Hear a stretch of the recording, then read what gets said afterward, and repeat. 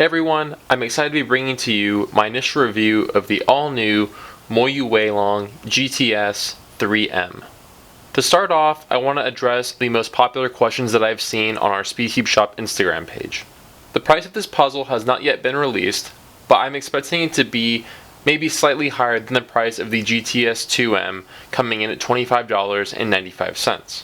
The release date is expected to be late July, but that could change based on production issues or design changes.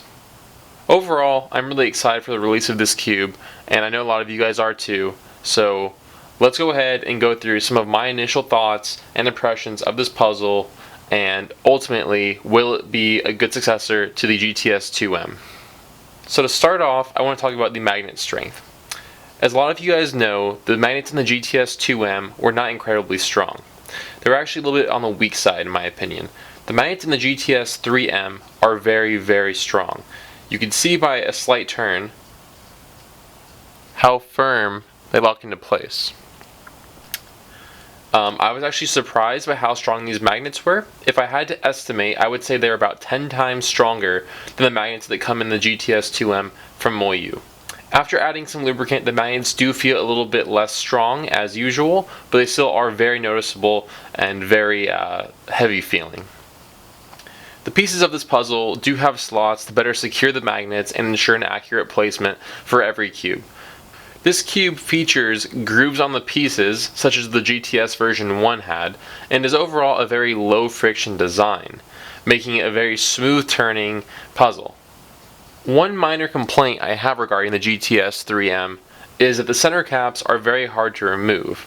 On the plus side, they do fit very snug, so if you drop the puzzle or have any issues with it, they probably won't be falling out. But they can be a little bit tough to remove depending on your fingernail length, as you can see here. You just kind of have to be able to get right underneath the corner to be able to pull it out successfully. Overall, the center caps though are a very nice design, and if I had to choose, I definitely would prefer a very snug cap over a flimsy one. You can see here that this all-new dual adjustment system that comes stock on the GTS3M looks a lot different than what we're used to seeing from MoYu. This design has certain grooves that you can actually turn using this tool that comes with the puzzle to lock the dual adjustment system into place. There are 8 different settings that you can choose by rotating counterclockwise, and each setting will make the spring be more and more compressed. This makes it a lot easier to get a very equal spring compression throughout all 6 sides of the puzzle. This puzzle is very fast out of the box, almost to the point where it's uncontrollable, and I was a little bit concerned that I'd have a hard time slowing down the puzzle. After applying some Speed Loop 6 to the pieces and some Nebula to the hardware, the puzzle has smoothed out quite a bit and is a lot more controllable than it was. I also currently have my dual adjustment system set on setting 4 or click 4, and also have the screws set to a relatively tight tension. The cool thing about this system is that you're able to have your cube feel loose, as you can see, while also maintaining a stable and tight feel, which is something I've never really seen before. Generally, I don't like to have my cubes this loose, but on the GTS3M it just feels right and works for me. I actually have my GTS3M set a lot tighter than I usually do on most of my speed cubes. The reason being, the overall feel with the spring compression and the screw setting makes for a very overall stable feel. You can see here that the GTS3M can just cut about 45 degrees. It can maybe go slightly over, but with my current settings, that's about the max. With the factory settings or with the dual adjustment system being set to 0, you're able to cut well over 45 degrees, but between my current settings and the very strong magnet strength that help with the turning accuracy, I personally feel that these settings are more than enough for speed solving. One of the really key features about the GTS3M that is being talked about quite a bit is this new ridge design, similar to what we have seen on some Mega Mixes in the past. Overall, it's a love-hate relationship with these ridges. I know lots of people on their first impressions are worried that it's not going to be comfortable or they won't like it. Personally, I feel about 0 impact on my solves with the ridges.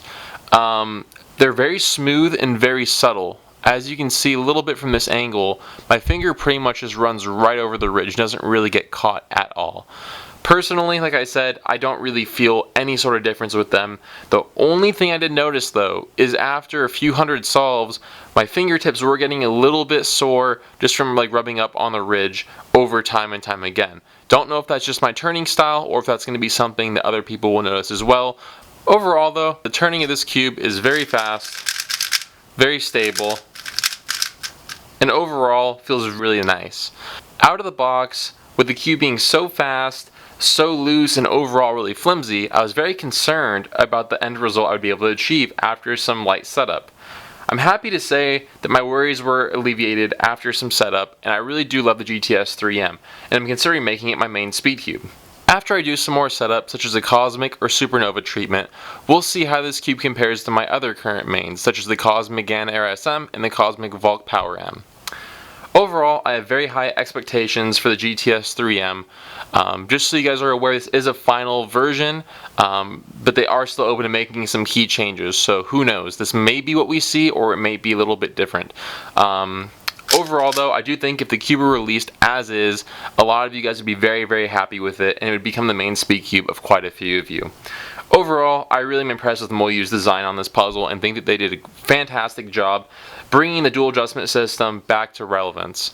I hope that you all enjoyed my initial review of the GTS3M by MoYu. I'll leave you with a few clips of me turning the puzzle and doing some solves.